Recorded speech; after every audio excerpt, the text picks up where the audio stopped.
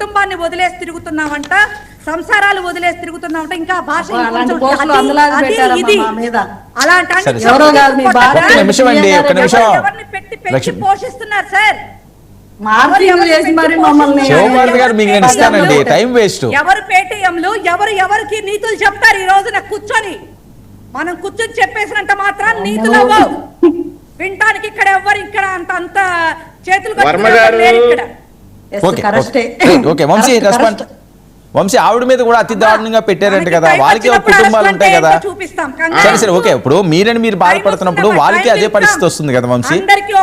సాక్షాత్తు election commissioner office ముందు photo మార్పులు చేశారు సార్. మా పార్టీ లేడు మహిళా కార్యకర్తలవే మా నాయకుల ఫోటోలు మార్పింగ్ చేశారు, చంద్రబాబు నాయుడు గారు కుటుంబ సభ్యుల ఫోటోలు మార్పింగ్ చేశారు, ఇప్పటికీ పెడతా ఉన్నారు. ఈవిడికి అసలు వైఎస్ఆర్ కాంగ్రెస్ పార్టీ అనేటటువంటి ఒక చండాల పార్టీ మరి ఇక్కడ ఈవిడే బొక్కలో పార్టీ బొక్కలో వేస్తారు. ఆ మాట ఏం సార్? మళ్ళీ ఆవిడ మాత్రం ఈ మాటలన్నీ మేము వినాలి. బొక్కలో వేస్తారు ఏందయ్యి? మన పబ్లిక్ చూస్తున్నప్పుడు కొంచెం జాగ్రత్త. నేనదే చెప్తున్నా.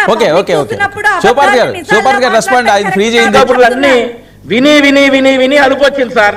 2019 అంతేనండి. మీ నీతులు చెప్తా ఉంటే మాకు నీరసం వస్తా ఉంది. వినమ్మా వినండి. మీరు వినే ఓపిక లేకపోతే ఎందుకమ్మా వర్మ గారు ఆపొచ్చు కదా. ఒక్క నిమిషం పునిశెల గారు ఆపొచ్చు కదా సార్. 2019 నుండి 24 వరకు YSR Congress party social media చూస్తే ఒక పార్న్ వీడియో చూసినట్టు ఉండేది. వాళ్ళ బూతులు, వాళ్ళ మార్పింగ్లు అవన్నీ. ఈ రోజు వీళ్ళకి జాగ్రత్తగా మాట్లాడమనండి సార్ వర్మ గారు. అదే కదా, ఇక అదే చూసుకోండి మరి. మాట్లాడండి జాగ్రత్తగా. ఒక్క నిమిషం అలా ఉన్నారు, అలా చేశారు, అలా మార్పింగ్ చేశారు కాబట్టి పర్సనల్ గా కాంట్రవర్సీలు వద్దు. సార్ వర్మ గారు, మా పార్టీ మహిళా కార్యకర్తలకి న్యూడ్ ఫోటోలు అతికించలేదా? చూపించమంటారా? చూపించే సంస్కారం కాబట్టి చూపించట్లా. మా పార్టీ మహిళా నాయకుల ఫోటోలు న్యూడ్ వీడియోలు అతికించలేదా? మాటలు నువ్వు జాగ్రత్తగా మాట్లాడు. మా మహిళా నాయకురాళ్ళ మార్పింగ్ చేసి పోస్టులు చేయలేదా? ఇప్పుడు ఆ పరిస్థితులు లేవు. ఈ రోజు సోషల్ మీడియా క్లీన్ గా ఉంది. గతంలో వైఎస్ఆర్సీ సోషల్ మీడియా చూస్తే ఒక పార్న్ వీడియో చూసినట్టుండేది. I stand with my word.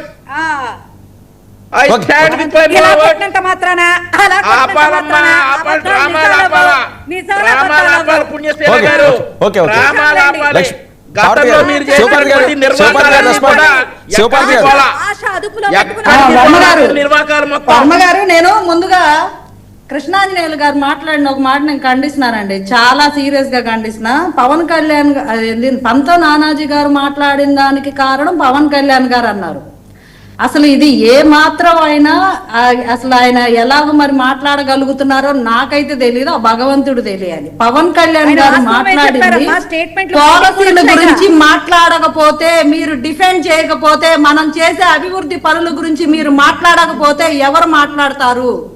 అది మాట్లాడారు, అంతేగాని తిట్టండి అన్న. అదే పంతో నానాజీ గారు అదే ప్రెస్ మీట్ లో పవన్ కళ్యాణ్ గారు మా నోటికి తాళం వేస్తున్నారు, లేకపోతే వేరేలా ఉంటది అని స్టేట్మెంట్ కూడా ఇచ్చారు. అదే పవన్ కళ్యాణ్ మాట్లాడడానికి ఆవిడకి ఎవరు చెప్తున్నారు ఆన్సర్? ఆవిడ ఎందుకు చించుకుంటుందో అర్థం కావట్లేదు.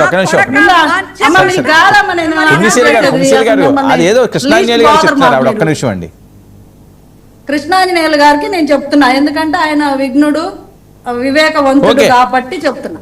పవన్ కళ్యాణ్ గారు అదే పవన్ కళ్యాణ్ గారు మీటింగ్ లో జన సైనికులు విజ్ఞప్తి చేసిన, అన్నా మీరు మమ్మల్ని గీత గీసి కూర్చోబెట్టారు, మమ్మల్ని గీతలో కూర్చోబెడుతున్నారు, మీరు లక్ష్మణ్ రేఖ గీశారని సాక్షాత్ జన సైనికులే వాపోతున్న పరిస్థితి. అప్పుడు పవన్ కళ్యాణ్ గారు మాట్లాడమని చిటికేస్తే ఎలా ఉండిద్దో. ఇప్పుడు ఇందాక ఏమంటారు కృష్ణాంజనేయులు గారు, కేసులు పెట్టొద్దంటారా? నేను ఒకటే సూటి క్వశ్చన్ అడుగుతున్నానండి. గవర్నమెంట్ చేసే పనులు, రోడ్లు వేస్తే రోడ్లు తవ్వి రోడ్లు సరిగా ఇయ్యట్లేదు అని ఫాల్స్ ప్రాపగాండా చేసే వాళ్ళ మీద కేసులు పెట్టడం నేరమా? ప్రభుత్వం విధి విధానాలు, ప్రభుత్వం అభివృద్ధి చేస్తున్న పనులు ఏదో జరిగిపోతుంది. ఎక్కడో లైన్ లో ముసలావిడ ఎప్పుడో జరిగిన వీడియోని పెట్టి వీళ్ళు పెన్షన్స్ ఇవ్వకపోవడం వల్లే, ఆ పెన్షన్స్ లైన్ లో వెయిట్ చేయకపోవడం వల్లే ఆవిడ స్పృహ తప్పి పడిపోయిందని చెప్పి ఫాల్స్ ప్రాపగాండా చేసే వాళ్ళ మీద యాక్షన్ తీసుకోవడం తప్ప. తీసుకోవచ్చండి, తప్పు చేసిన వాళ్ళు తీసుకోవచ్చు, కానీ పర్సనల్ ఒక విషయం ఇక్కడ శివపార్తి గారు ఒక నిమిషం పుణ్యశీల గారు నేను మాట్లాడతాను. పుణ్యశీల గారు నేను మాట్లాడతాను. పుణ్యశీల గారు నేను మాట్లాడతాను. శివపార్తి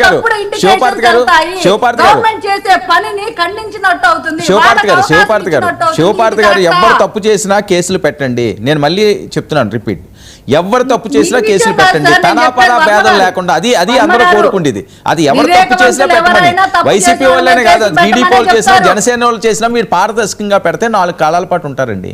లేదు అనుకుంటే ప్రజలు వేరేగా మిమ్మల్ని అనుకుంటారు. ఓకే సరే అదే పెట్టమంటున్నాం అండి. నేను లెక్కలు అడగట్లేదు మిమ్మల్ని. అందరి మీద పెట్టండి, తప్పు చేసిన వాళ్ళు అందరి మీద పెట్టండి అని చెప్తున్నాం. అరే వినండి శివపార్తి గారు నేను లెక్కలు అడగట్లేదు. ఎవరు తప్పు చేసినా కేసులు పెట్టండి, పారదర్శక పాలన చేస్తే ప్రజలు మిమ్మల్ని మళ్ళీ ఎన్నుకుంటారు. అది మీ ఇష్టం. ఎవరు తప్పు చేసినా అసలు కేసులే పెట్టొద్దు అంటున్నారు కదండి కృష్ణాంజనేయులు గారు.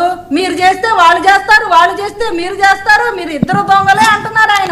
ఓకే రైట్ అండి. ఓకే పెట్టండి పర్సనల్